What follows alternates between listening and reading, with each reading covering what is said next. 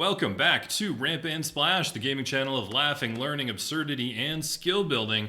Today is November 4th, 2020. You might note that day in history is the day after an important election. We're not going to talk about that. In fact, we're decidedly not going to talk about politics at all. If that's okay with you, Chris. Absolutely. This is my friend Chris. He's here to commentate with me. Today is a bonus episode. We did episode 10 previously. And now we have 1 hour, an hour and 10 minutes of playing Triple Triad. And I did some leveling to get the card mod ability so that we can turn those cards into stuff. And an hour and 10 minutes is a pretty funny way to pronounce 30 hours, which is as much time as one can play this game. You are not wrong. I mean, cumulatively, we may add up to many hours. But this first episode, I just wanted to get the hang of it. Just wanted to show off my cards and get some sharp spikes. So that we can make some... and screws. Sharp spikes and screws. Yeah, we can talk about the meta strategy of this game during the episode, I guess. Yeah, let's do that. Go ahead and start her. Let her rip.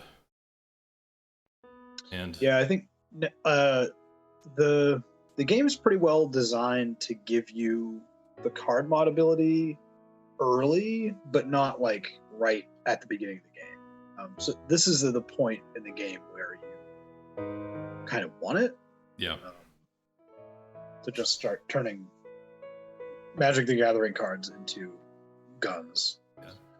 Well, with the way the Guardian Force abilities work, you don't have to. I mean, you could wait until the late in the game to do it. You can get if you want to use Quetzalcoatl as a hammer, you can give him the attack up ability, or a whole host of other abilities before you get around to card mod. Yeah. The last few episodes we started talking about really kind of digging into the like refining items out of other items or spells out of items and things like that, and it can get really out of hand. But if you play a lot of this card game that we're about to see, you get some of the unique cards. There is a bonanza at the end of the game. Yes, yes. And actually, the point at which you decide, I am done playing this game, and I'm gonna sell my collection to pay for college. None of us have ever done that. Yeah, no, yeah. Well, so it's interesting because you can. I mean, there's kind of a what game concept is it? I don't know. Not push your luck, but you can dump these cards now. Oh yeah. Because Sacred and Minotaur, the two Minotaur brothers, turn into some really powerful items that you could use that would change the course of the game. But then you don't get to use them to play the game. Right. You need it's like any CCG. You need good cards to get better cards. Yep. If you're playing for ante. Yeah. Which you always are. So it would be as though the only cards you could get playing Magic the Gathering you got by winning tournaments as like prize support. So you have to win to win more. Yeah. So if you can get more cards from people along the way, but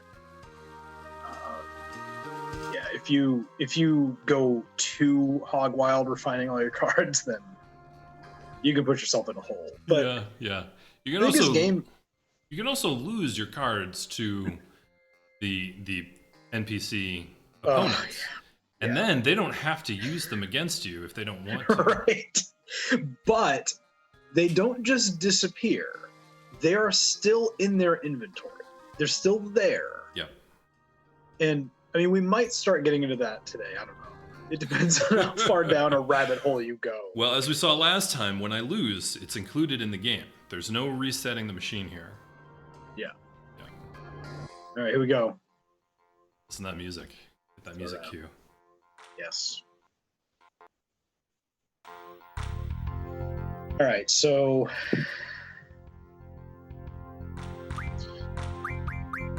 oh, that's right. Whoa, man. Oh, geez. Okay, so I got 4. You already answered my first question, which was how you gonna approach this? So you're all in here. Well, and that's why I don't even play Triple Triad until I get to this point in the game. I don't want to play unless I'm gonna win. You're such a spike, Glenn. You don't play Commander like that. Speaking of spikes, there's a mantis up there, and that refines into a sharp spike, which is used in a lot of the weapon crafting. Oh, so that's interesting because it means your play on the board here is going to be affected by what you want. You want that mantis, but there's no way you're going to get it. Oh, that's so that's a different rule that is not active yet. So the trade rule. So you're not playing for ante. Well, no, you are playing for ante, but the antes, there are many different ways to ante, right? So right now it's 1. If you win, you get 1 card and you get to choose which card. That's right. But then you'll unlock diff, which is subtract their score from your score, and you win that many cards. And that's the rule you really want to spread around. Oh yeah. I mean, it can screw you for sure, but I mean, if you spread that rule around, so if I remember correctly, you can spread rules around like basically a contagion, right? Everybody you talk to in a town are the same, right? Yes. With the rules that they use, like these guys are using really basic rules, like you get one card if you win, and there's no like chains or anything like that. Yes. But then like if you go to like I don't know, a town somewhere else, and they have like the difference rule where you get more out of ante. Mm-hmm. You go back to Dilling City, you can spread that rule here. Yeah, it's not 100% guarantee, and it'll take one random rule that you've encountered recently. I don't know if it's recency or just like we don't know how it's programmed in, but you can also talk to the card queen who we've seen in somewhere. Where do we see her? Balam train That's station. Right. Yep. Yeah. But she moves around. Yes, she'll move around, and every time you talk to her, she'll offer to spread a rule for an ungodly amount of money. But sometimes you get the rule stack starts to get really frustrating because there are some frustrating rules. Oh yeah. In this game. Even if you know what you're doing in the game, the rules can get really frustrating because you can just get dealt a loser. Like you can get dealt a bad matchup and play your hand right and just get hosed and then lose everything. Like you can get swept and lose your whole hand. Yeah.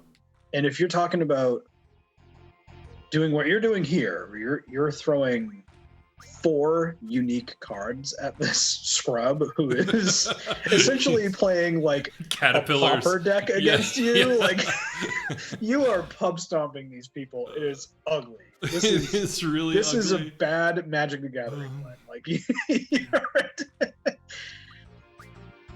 like that Diablos has an A on one of his sides. That's a 10. Yes. That's the most that is in this game. Yeah, I mean, you can get really screwed in this game. And then, like we were talking about earlier, like I remember spending a lot of time like standing in front of some nameless NPC, just being like, "No, let's play another game. Need to get a card back." So, but then that, like, if you don't get it back from them, then there's a chance that they'll lose the card to someone else. Yeah, I don't remember how the mechanic works. And then that card is just out there somewhere. Like, you have to just find it like randomly, and it sucks. It would be certain people. I don't remember exactly how the mechanics work. It may be that they migrate to certain people. That if you lose one of the unique cards, that it'll migrate to a certain person, and you can get it back from them.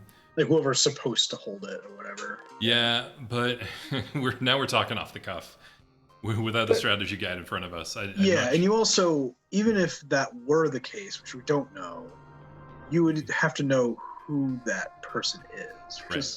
Right. Right. So that's one reason to sit and farm a person, but there's also, within each region, there are players who are more or less competitive. So far, I've been fighting people who are real low challenge level, right? Yeah. And each one has had like one card that refines into a good item.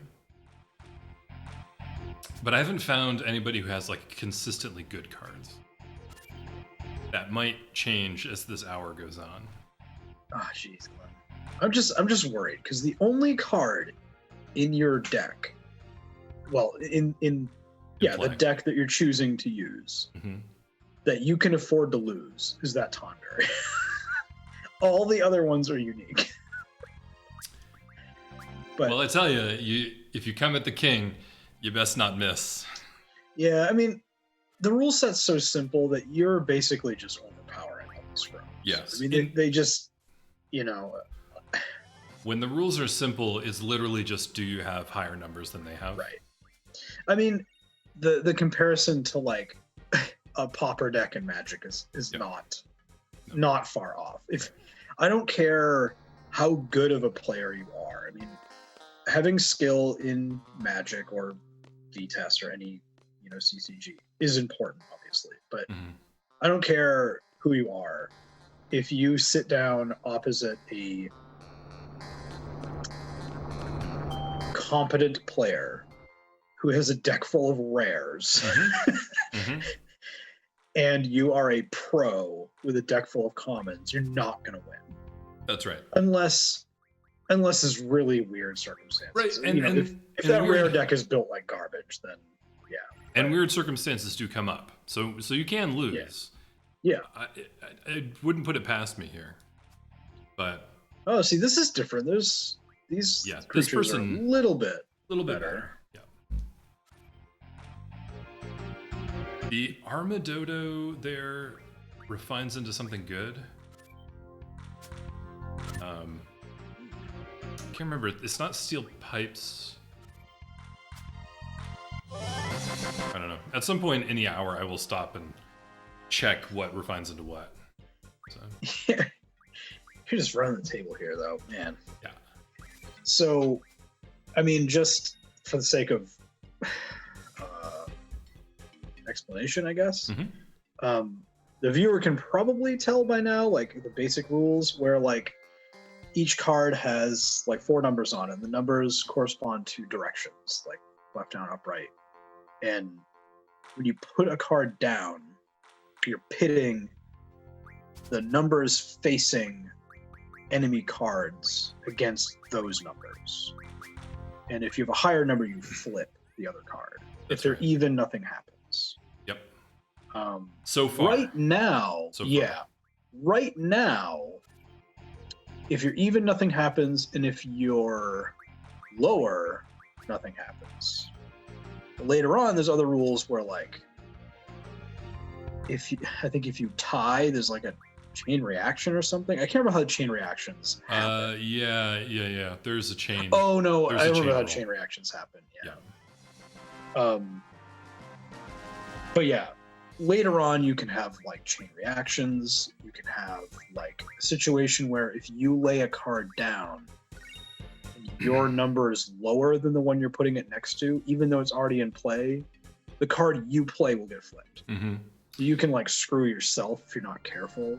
The rule that really changes everything and puts people at an even playing field is called plus.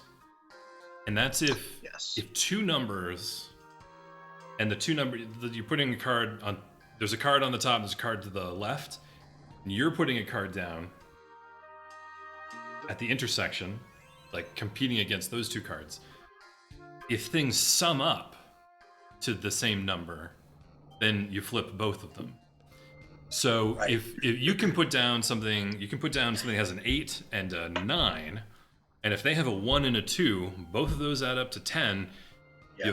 Both of your cards get flipped. So even if they have the weakest card, it's just the differential between the numbers that matters. Yeah. All of a sudden. And that levels a playing field. So the crappier cards become more useful, but it also means they're more useful to the NPCs. And you can get... Oh, you get hosed. Yeah. That's how you lose these like GF cards that there's like one of in the whole game. Well, So- and if you have the plus and the chain rule, I forget what it's called. It might even just be chain. But if both of those are active in the region, when someone uses a dinky card to flip both of your GF cards, they flip, and then it flips the whole Right. board because you have the highest, Right. you have the most And powerful cards. if that is the last card played, they win. And if you have difference Yep. as a rule as well, Yep. they're going to win. They're going to take a number of cards from you equal to the difference in which they won.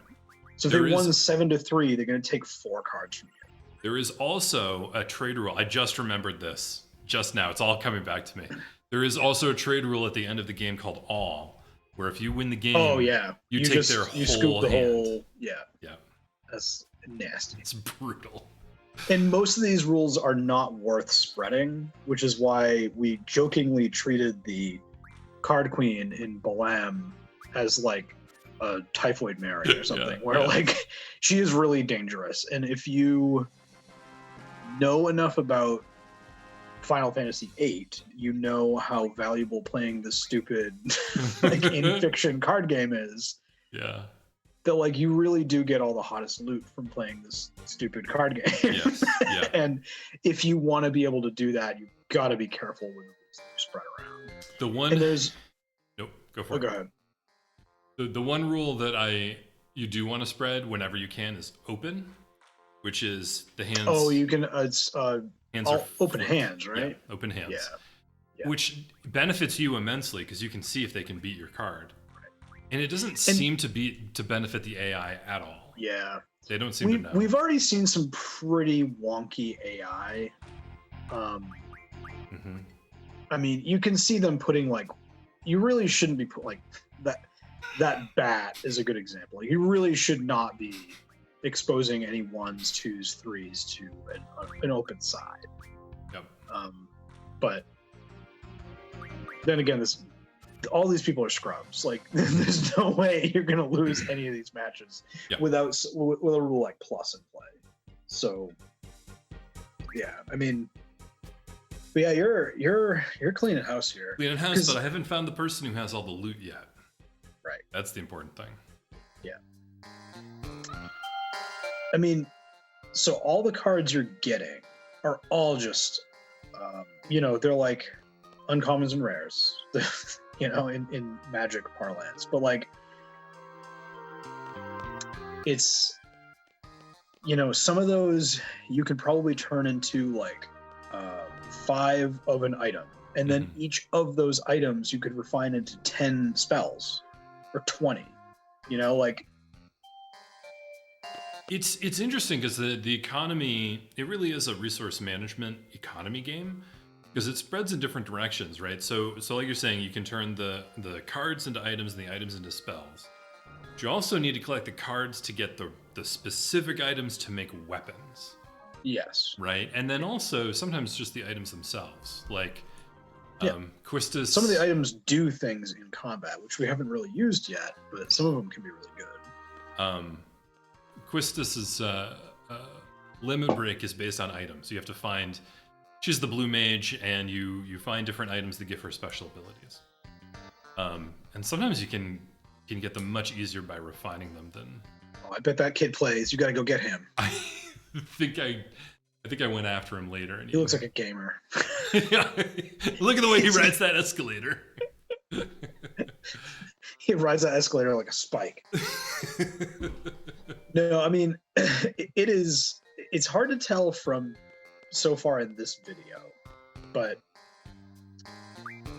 you I love how like This guy's got the most boring job. Come on. Yeah, the ticket taker's like, oh yeah. It's hard to tell from what's happening in this playthrough so far, but it's hard to overestimate how dangerous things can get, because you can lose everything, and some of these people are like Johnnies, I guess. They're like, they don't have great cards, but some of the AI is better. I think that's what you were getting at earlier. You're talking about like some of the people are a little bit more with it. Mm-hmm.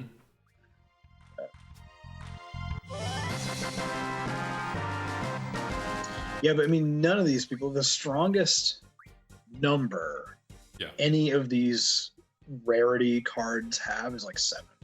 So what importantly though, right here, I made a choice, is the Wendigo card refines into steel pipes, and you need a lot of steel pipes to make gun blades and shotguns. Yeah. And if this guy's got Wendigos, it's time to sit here and it's time to jam. Yeah, baby. This poor guy. He's bored. He gets to play cards at work. Yeah. What do you want? Let's live the dream, my man.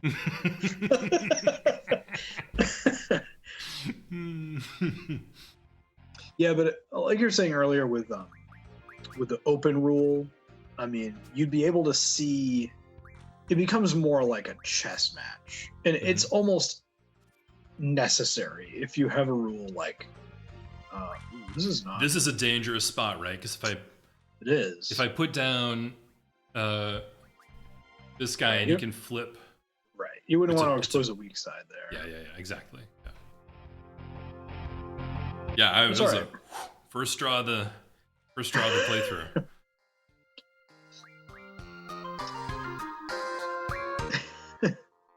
But yeah, I mean, if you have open, you can see everything and you can plan things more deliberately. Things are less risky, but I think their AI sharpens a little bit, but the AI is pretty janky most of the time. Most of the time, it definitely is. But there are specific characters who are very good at this game. A lot of them are like named characters. Yeah, I was gonna say, because you can play against like Sid and stuff like that. Yeah. I think he's a dork. There is a point in the game. No, this is no spoilers, but there is a point in the game where you can play against the sorceress.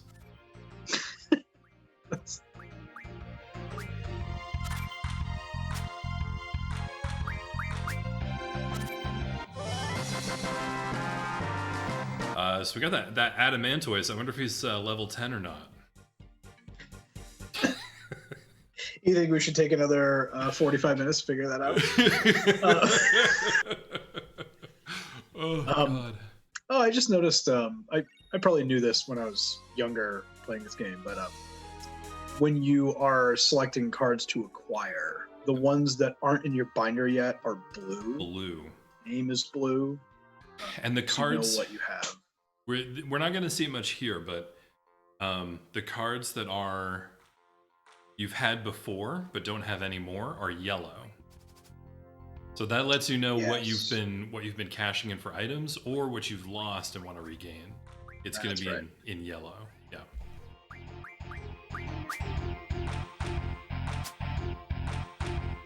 There's also these the symbols in the corner of many of the cards. Not the commons don't have a lot of them, but the sort of quote unquote uncommons and unique cards certainly have a lot of them.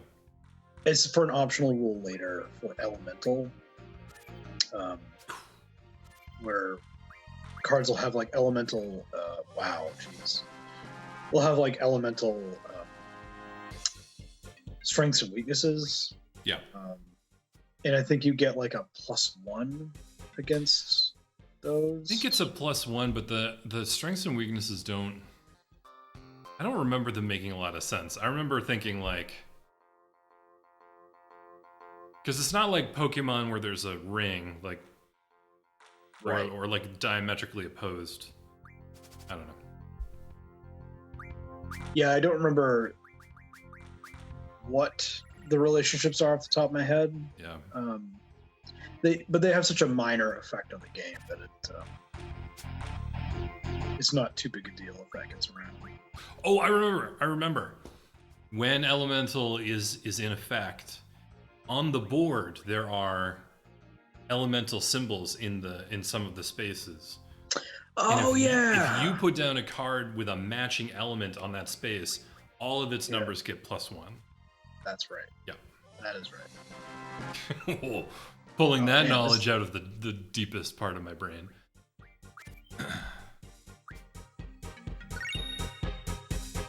So the blue dragon, I think, refines into fury fragments, which Zell needs for his weapons. So that's why I pulled that.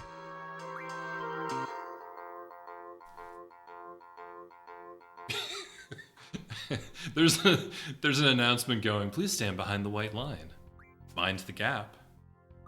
And we're just like, fucking cards! Play again! I scoop.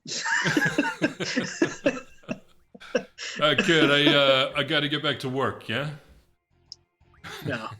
No, you're gonna play until I'm done with you. No, you're gonna lose again. So this guy also has T-Rex SARS, and I think those cards refine into Dino Bones. They should, yeah.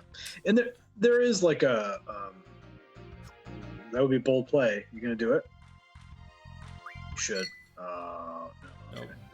I mean, you don't need to. You can just play defense here. Yep. That's exactly. That's the thing. It's like you, like, just mathematically have them beat so often that you can just go up 6-4 and then play defense. Mm-hmm.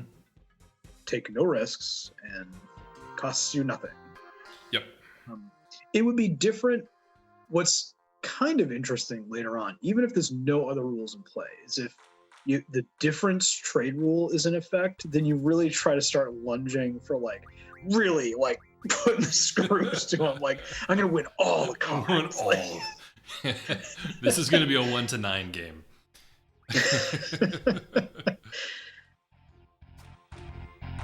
More Adamantoids. I lost my train of thought. Yeah. I lost your train of thought too. I'm sorry. Yeah. We're talking about trains, which is related. Jeez, this one was ugly, huh? Yeah, I didn't get the 1-9. That's the real juice right there. Yeah.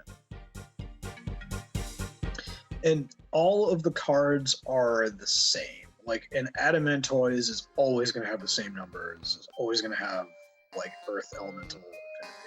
Yeah. Like each iteration of each card is the same. Oh, there they are! Oh, there they are! You gotta get those. I don't think you can run while you're on the escalator. I think it takes control. Yeah, you gotta wait. Yeah. I bet they're coming up. No, I made a choice.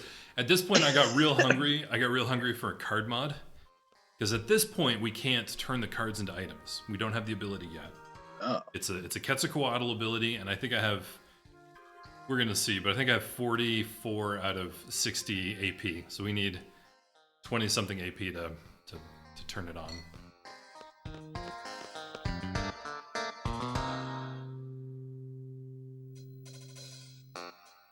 But you do kind of get lost sometimes in Galbadia or in Daling City. Glen, you idiot. Listen, I'm trying to play Magic the Gathering literally in the middle of the day. So this is... I'm just going to sit in the road. So that's an interesting topic, actually. So this game came out in 1999 and 2000. So it was in development in 97, 98, and 99. Yeah. Right when Magic was really kind of exploding. It was new and it was exploding. And yeah, Magic came out in 93 and blew up all through 93 and 94. And then went worldwide in 95 and 96. And then this game comes out. You know, I had played Magic as a kid. I'd kind of given it up. And then this game comes out where I can play a Magic-like game for free as much as I want. And it boosts the gameplay the game that I'm trying to win. It was revolutionary. Yeah. I mean, I joked at the beginning of this episode that I sunk 30 hours into this thing, but it wasn't really 30. It was probably like 5. At least. Like, it's a good game. Like it. So there's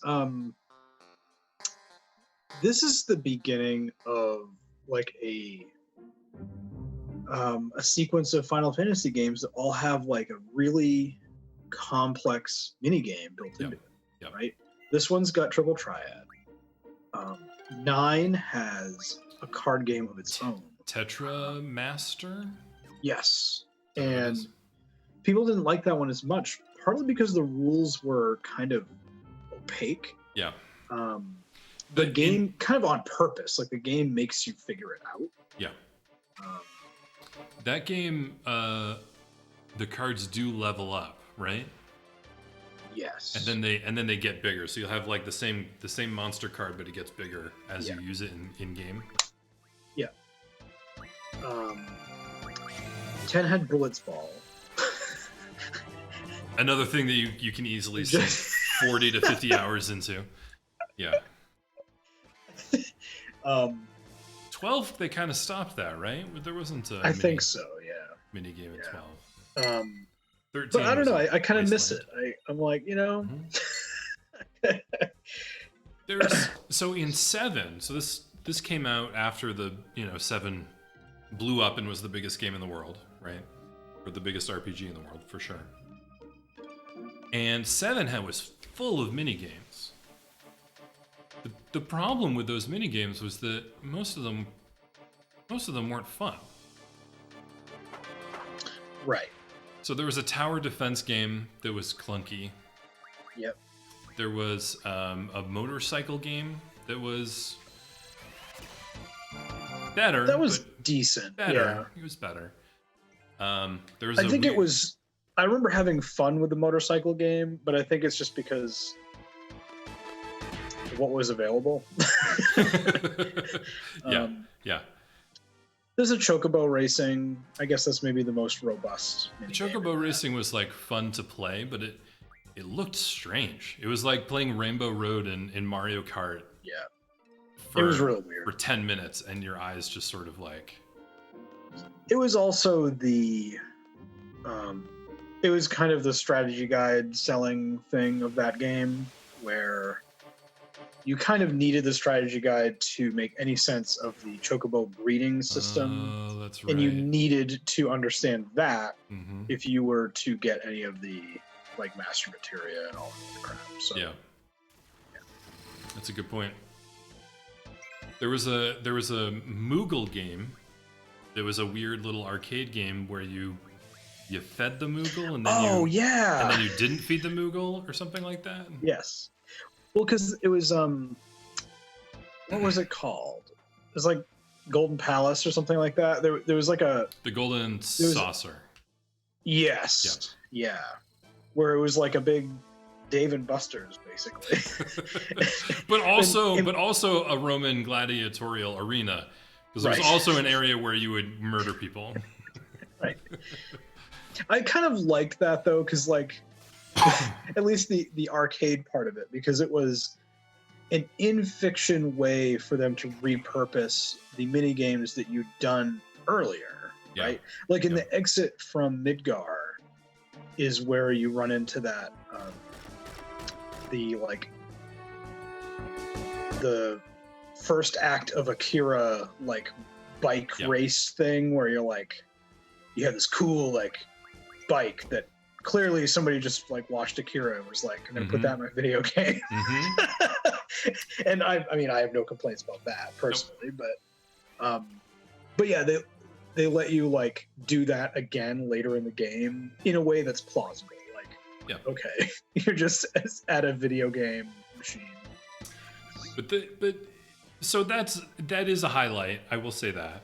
But there's also like there was a mini game to do push-ups at one point. I think you're Yes. trying to prove. There's a lot of button mashing and Button time mashing. ones, and At the Golden Saucer, one of the arcade games is a fighting game with 2 buttons. Yep. It's just like punch block, punch block. Yep. It's like no way to win it. The tower defense game was really frustrating because I really wanted to like that. Yeah.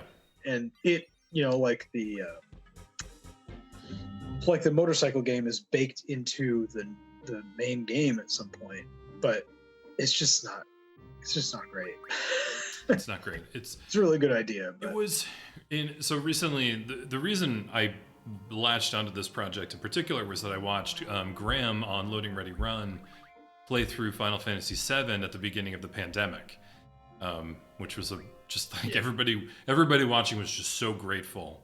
They'd just be like, "Thank you. I need something to do that makes me feel okay." I think a lot of people felt like that about Animal Crossing.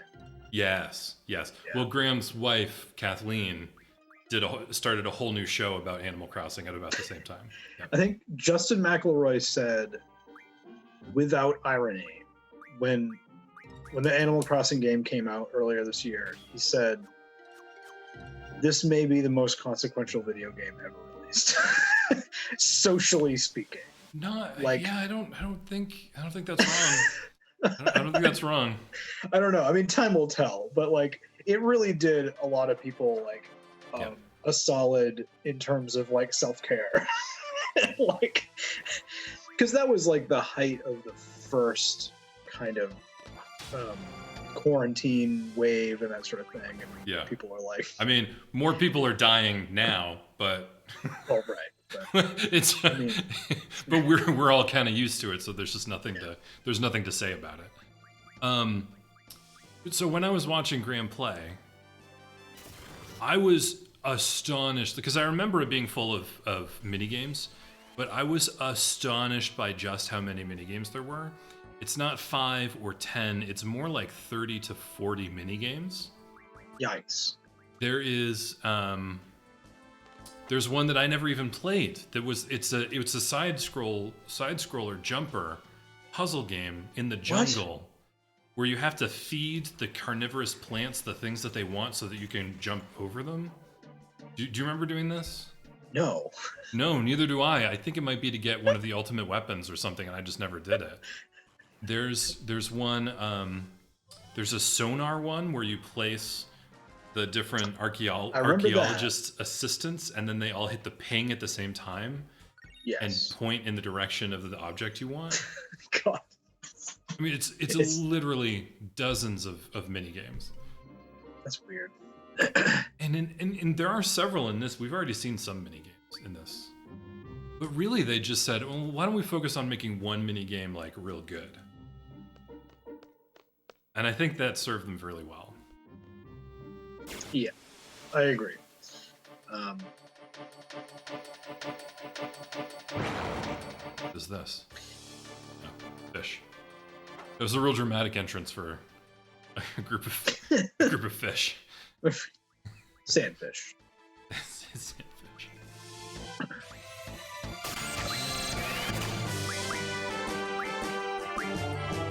You use mini games though, right? So for the audience, Chris is often the DM for our local group of role players, and you make up mini games for your role playing campaigns. Yeah, I'm a big like Civ nerd, so a lot of them are like sim kind of things, or like some kind of strategy game, or like a resource management thing. Like I run a lot of games of 7th Sea, which is like circa 1668, like Renaissance Europe. Swashbuckling and court intrigue. I ran a game of that a while back where the players were vying for control of like a city-state called Freiburg. And the city is ostensibly run by a guy who is like a philosopher king, but his philosophy is libertarianism. So he doesn't as a result, his city is a hellscape, where no one is in charge, and like gangs rule the city. So the players had to like make connections with the different factions vying for control of the city, and then pit themselves against the other people that were rivals to them. And it was like managing resources in terms of like money and arms and people and influence and things like that across like a city map. But I also ran like a fifth ed D&D dungeon crawl recently. That was like the concept was the players wake up deep in the dungeon and they have to work their way out. Oh. So the mini game in that was like resource management. It was just like food, water, sleep. And like if you went without any of them for any amount of time, you started taking penalties and stuff like that. Yeah. So the challenge was not just surviving the encounters with monsters and traps and stuff like that. It was like trying to find ways to survive. I love that. So, yeah. I've always been kind of disappointed by the survival mechanics in most RPG, like tabletop RPG resource books. But just a straight up resource management that intersects with the story. That's great. I kind of baked in like a press your luck mechanic, especially with the food and water, where they could find brackish water pretty easily. They couldn't find clean water as easily. Oh, so that's cruel. Right. So the choice was like, at first it was very easy for them, and they're like, oh well, I'm not drinking the crap water or whatever. And then later on it's like, oh man, okay.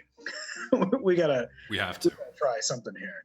Right. So it was like I think there was a mechanic attached to Constitution. So you made a Constitution save every time you drank, shitty water. And if you failed it, you'd end up worse off than you did if you hadn't drank it. Like Oregon Trail or something. Yeah, right. So I think we're getting close to the 60 AP that we need for card mod. Just to keep it tuned to the end of each combat here. This is exciting. Berserk. I don't think we've seen this before. Nope. My boy. It's bad when they hit your spellcaster character, but when you berserk Squall, I mean, you just get what you get what you're asking for. Right. Does berserk in this game amp your damage? I don't know. I know that the frenzy ability does. So there's an ability that you can use on your own characters. I think it's called Frenzy. We'll find out later in the game. And it gives them, I think, an attack boost, haste, and berserk. Yikes. So it takes away your autonomy. Takes away all control. You just become a murder machine. You just become a murder machine. Yeah. That's really neat. Where do you get that from? That's not a spell. It's a menu command. Oh, that's right. Yeah, you get it from a GF. Yeah. Yeah, I don't think it's Diablos. Could be. Oh, is it called Mad Rush? I think it might be called something Mad like Rush. That. Yeah. Yeah.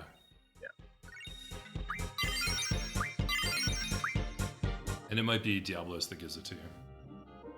But we're working on Mug right now. That's the big thing. Diablos is about 100 points into Mug at this stage. Mug is a really big deal. It's really hard to overestimate how important Mug is.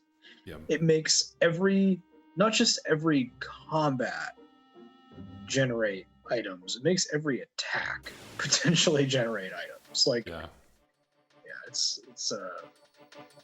and there's no downside, right? Like I don't think it does less damage. It just replaces attack. No, it doesn't do less damage. The downside that I was thinking it might do is that if you mug the creature, you don't get an item drop at the end of combat, but I don't know if that's true. You might get the I item don't drop know. and you might get both. Yeah.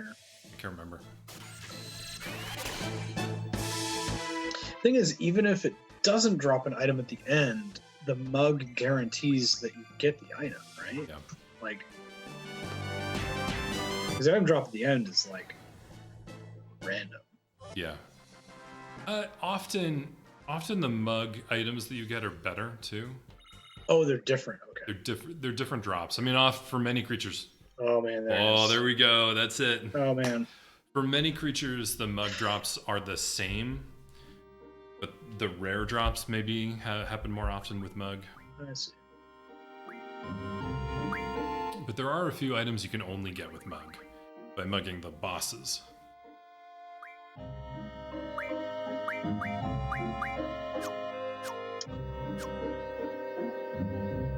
Yeah, so I switched to mid magic refine there, where you can turn is it 5 or 10 of the lowest level magic into the second level magic. So 5 10 fires into 1 fire. Yep. Because eventually you're just gonna have the third level. Yep. And I think there's even like a limit, right? Like each character can only carry a certain number of spells. Well, they can only carry 100 of each spell. Right, but I mean like... but in terms of the pages in that little magic book that you flip through, I think they have 6 pages, so they can hold 4 times. They can hold 24 spells, but there's like 40 spells in the game. So yeah, you do run out. Don't quote me on those numbers, but yeah, you do run out. It's something like that, though. Yeah, I think you're right. But I mean, by the end of the game, you're not going to want. No. You have no use for fire. No, you'll actually start ditching fire and blizzard out of your inventory. But also, you want to specialize. You want characters to have 100 of something so they can junction it. So you'll give 100 death to one character, and then you'll take all of their Raga and give it to the first character, so that everybody's maxed out on the spells that they are junctioning.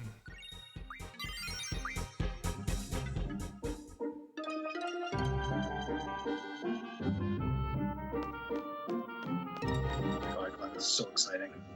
Yeah, it is.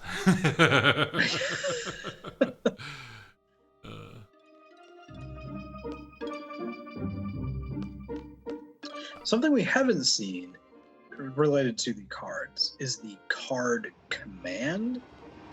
That's right. Which is hard to use. It's kind of like a Pokeball kind of thing, where like you have to like beat up a monster, and then like the more you beat them up, the more likely it works, and they turn into a card. I was thinking about that. Pokemon came out in '97 in the US. I think it came out in '95 in Japan. So the developers of this game would have been playing Pokemon on the Game Boy. Yeah. So that certainly is an influence. Certainly, of course, Magic the Gathering is. But I don't think the Pokemon card game came out until about this time. Do you know when the card game came out? I don't know. I know it must have been around that time, though, because it kind of passed me by. Yeah. Like, me too. You and I are about the same age, and I don't, like... I was already playing Magic well before, and then by the time Pokemon was out, I was like in high school, so it was like... Yeah. It was the late 90s. I played... It was our freshman year of high school. I played the first video game, Blue, I think I had. Yeah. Played Pokemon Blue, and I watched like 10 episodes of the cartoon, and then I was like, you know what? I am too old for this. I am not interested in this game. Because I was just hitting 15 or something.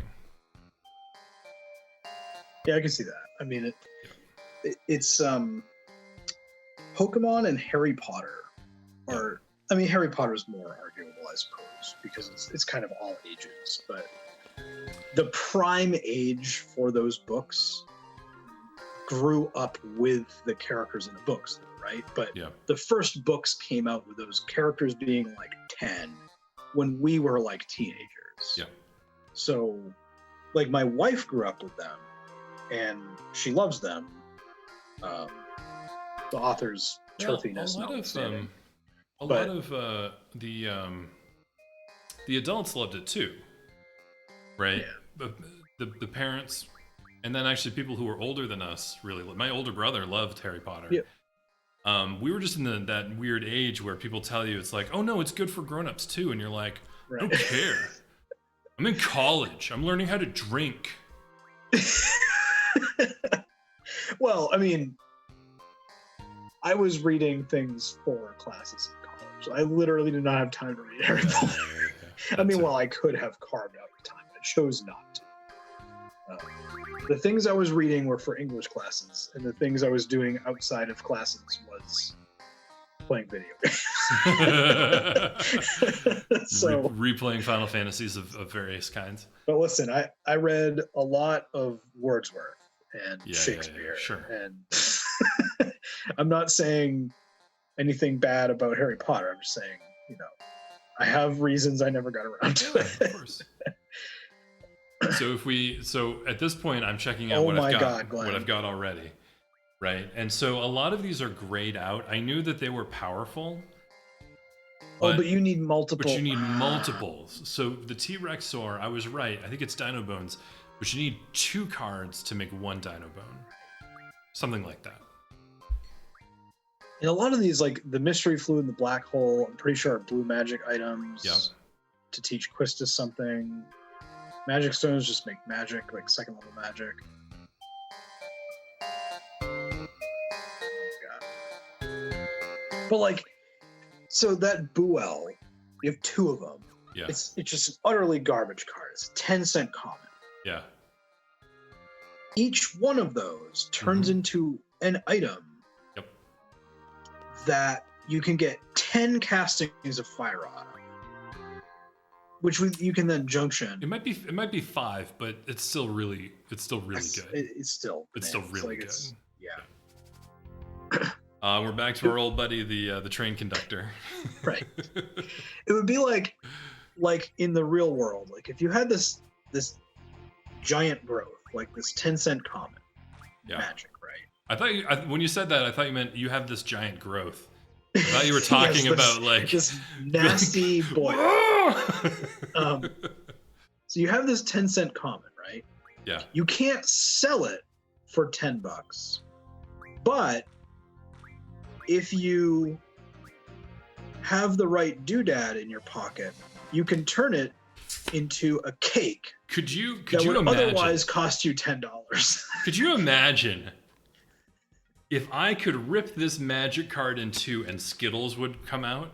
Oh my God. I would just be like, damn it. It's a common. It's a common. I have 1,000 of them. Just Skittles just rain down on my desk here. All of them, I'd have torn them all up years ago. Now imagine. But it's actually a variety of items, right? It's not just Skittles. It's like... Right. I'm missing... Now imagine if you tore that Jace the Mind Sculptor in half and $1,000 came out. Well, you can kind of do that, and you can do that with $100.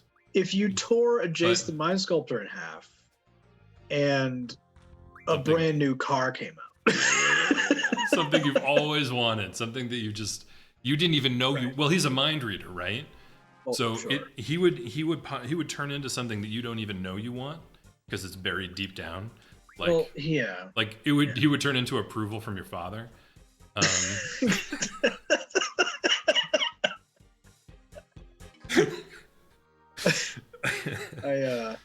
I just sold a JTMS. No Nice. regrets. No regrets.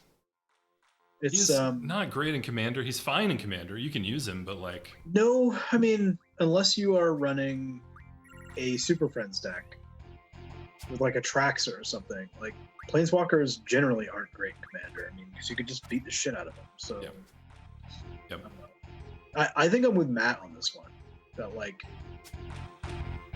the passive ability and a single ability on the Planeswalker has to be worth casting.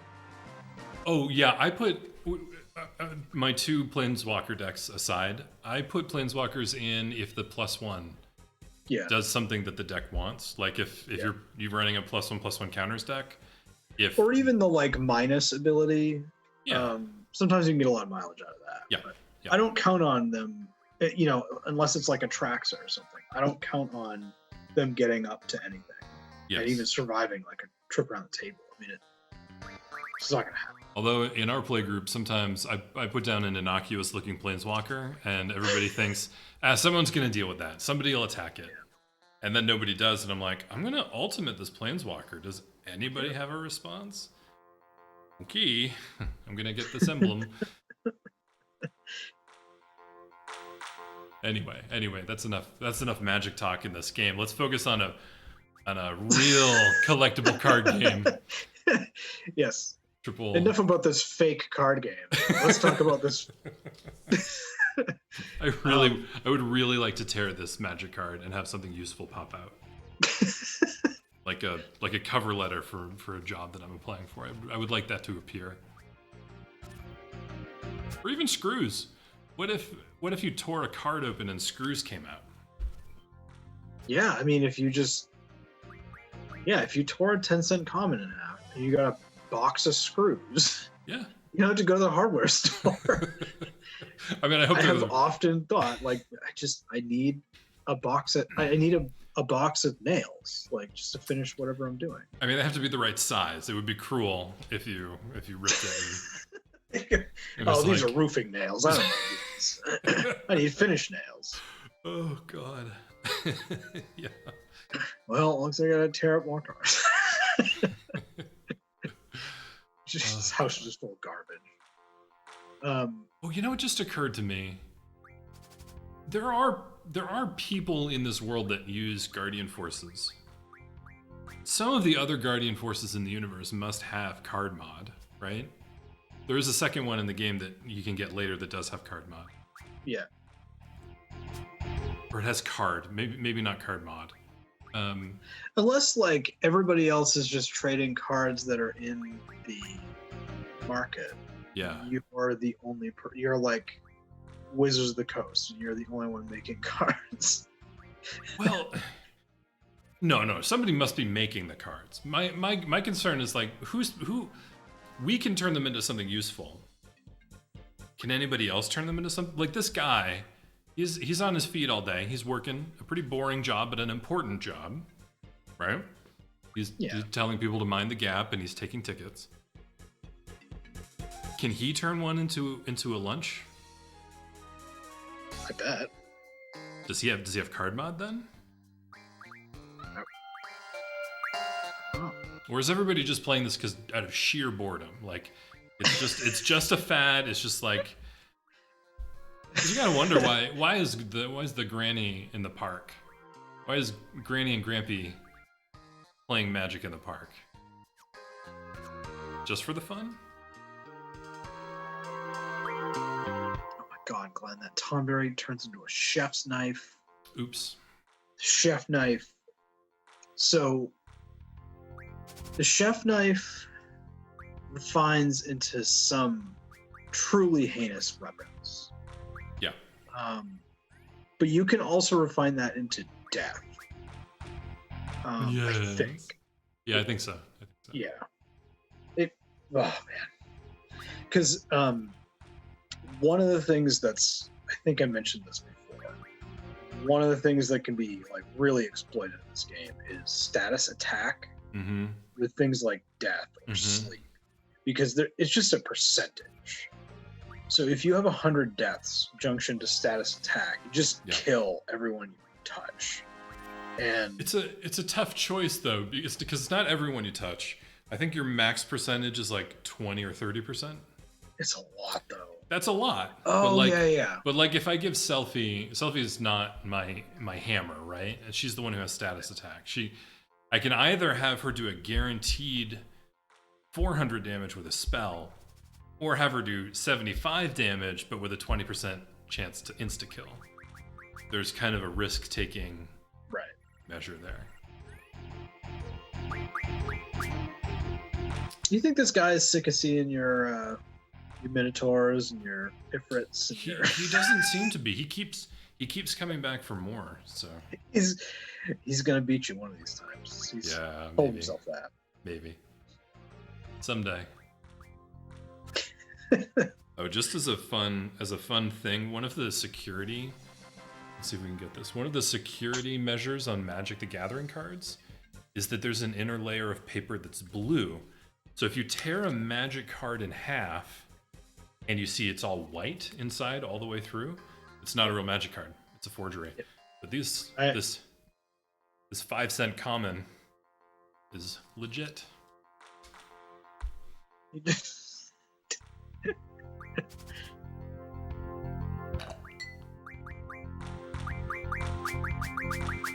The other weird question is that the best cards in the game are, Squall's card and Zell's card and the Sorceress's card and all the character cards. But like, how do you become a card in this universe? Well, don't all those people have their own card most of the time? Some of them do, but some of them don't. Like, I think Zell's mom has Zell's card. Oh, that makes sense. You just get somebody's card when they're born. It's like their social security number. Wait, Chris, does everybody have a card in this universe? But just but ours are worth doing because we're powerful, so our cards. What if it's like the portrait of Dorian Gray? Is that the where like your energy is like captured inside of this card? So what happens to Zell if you find his card into 100 punch blocks or whatever? Well, I think his spirit runs free. I think he's fine. I'm just more concerned that like if Glen was lived in this universe, there would be a Glen card out there that would be like 0001 because I'm a pusher. Oh, I don't think you're a 0001. Okay. I'm a 1112. I think you have at least 18. No, because I don't know how to use a gunblade. I can't cast spells. No, I'm serious because like these guys are powerful. So the only reason their cards are powerful is because they're powerful. Right? But none of the other people have cards. So but they must have cards because you get them at birth. They're just not worth playing. Nobody ever plays them because they're like worse than these like 10-cent commons all these scrubs are using. Yeah, that's what I'm saying. It's like every person. Like this granny here, her card's like just like you said, 0001. But it used to be. Sad. It used to be better though. Her card used to have better stats. Oh. When she was young and a gymnast. In my headcanon, she's a gymnast. That's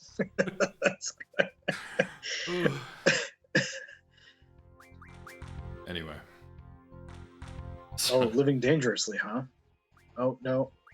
Oh, okay. No. It's I got so turned around here. Okay. Just. So not living dangerously. Okay.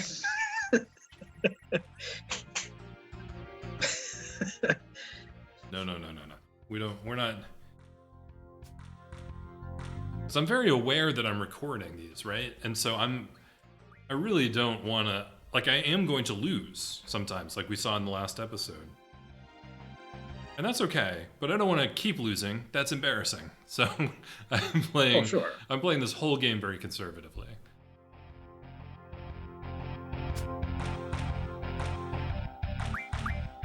Well, Granny isn't. Jeez. No, she's, well... She used to be sharper.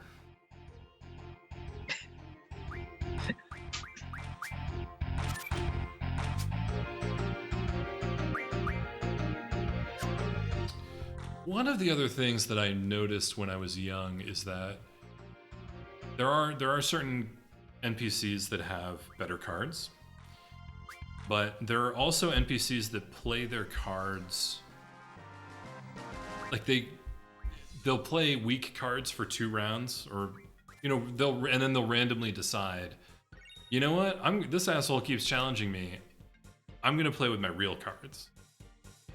And then so they'll have like weak hand, and then they'll hit you with their best cards, and then it'll go back to weak hand. I do that in Commander sometimes. Yeah, like, right. I'm perpetually testing all of these decks because I just keep making decks. Yes, we have. Sometimes I just want to win.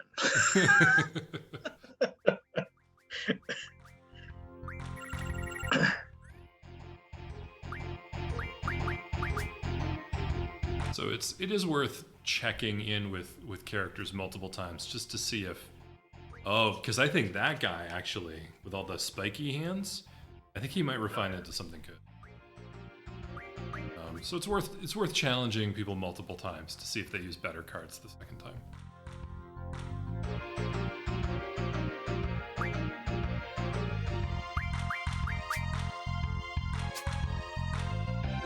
Danger.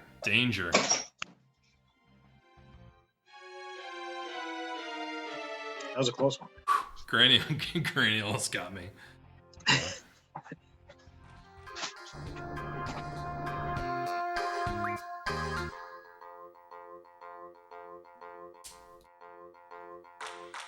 I thought I'd let the train conductor take his lunch break.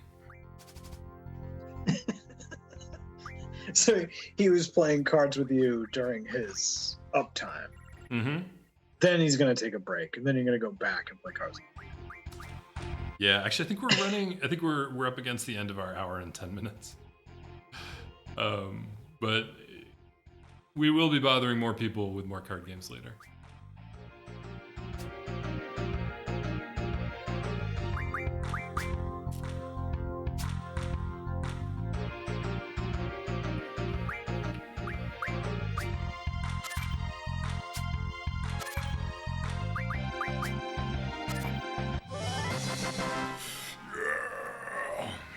Oh, and they had the spiky mantis. Yeah. Yes.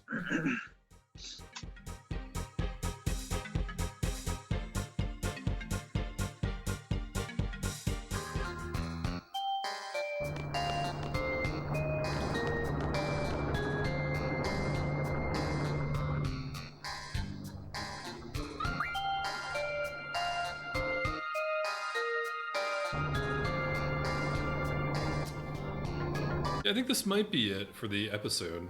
I think I headed over towards General Caraway's mansion.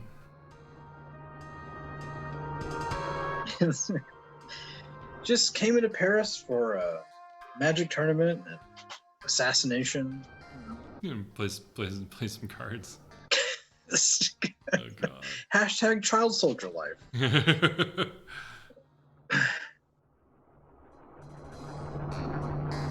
Then I got stuck on the buses. Hate it when that happens. visiting a new city and you don't know how the buses work. Can't you just stay on the bus? I think so. I think you can. I think the buses run through the whole. Yeah, it's like a loop, city. Right? Yeah. Oh no, I remember. I went in to check on the weapon shop. Oh, and see what items you need. See what items I need.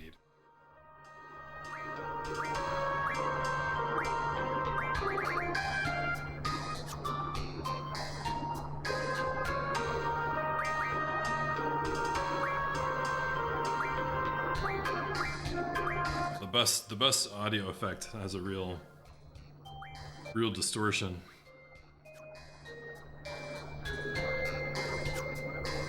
One of the things that I'm a little dissatisfied with right now with this project is that the capture card that I have for the PlayStation 2 is not super high quality, and so the audio from the game comes in a little warbly. Most of the time it's fine, but I am hearing what you're talking about. Yeah. There's certain like frequencies I think that that aren't getting. Oh, 78,000. Let's spend it all now. I like how you got paid a few times during this episode, and your rank went down once, and then went back up again. Yeah. with no difference in what you were doing. Well, were no, like, I think I know. I think it's the enemies, because the first half of the hour, I only played cards and I didn't kill any enemies. And then in the second half, I killed enemies and then it went back up. I think that you basically just have to make sure you're killing enemies between each time you get paid. makes sense. I think it's something like that. Oh, fuel is really good. Is I it? think for something, yes. You can refine fuel into like powerful fire magics and stuff. You have tool refine. I didn't know that. No, fire magic refining. I know you can refine it into ammo for Irvin's. Oh, that might be what I'm thinking of. I use Irvin a lot. Yeah. So a lot of the item crap, I might be thinking about some of this ammo. Could be. We haven't seen his limit yet, but we'll get to that when that becomes an issue. I do think this is about it. Oh, I go back to challenge the waitress again.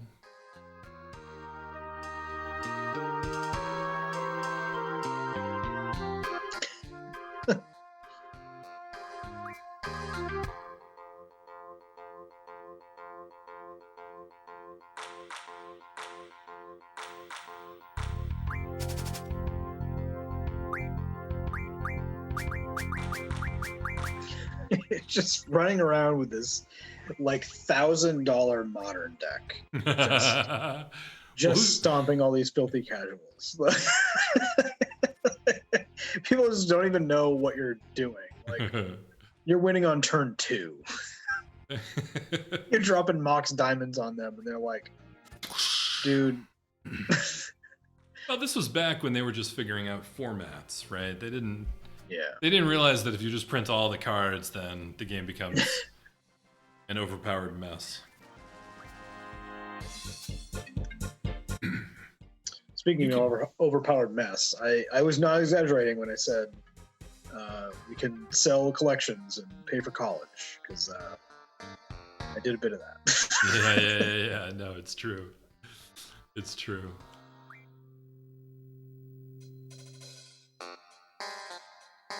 I think I did this for a magazine. Yeah.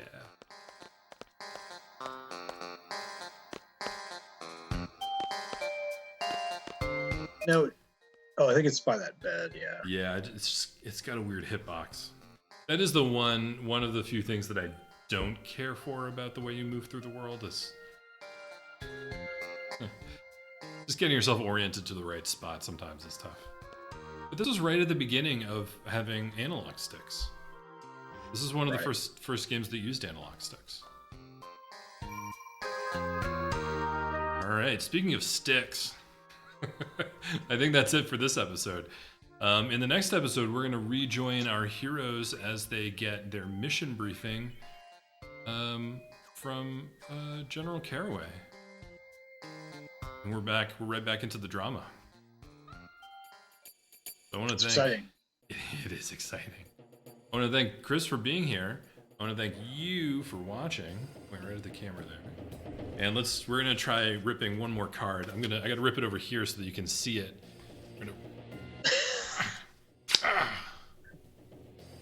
Nothing happened. No candy. No candy, just cards. All right, thanks. We'll see you all next time.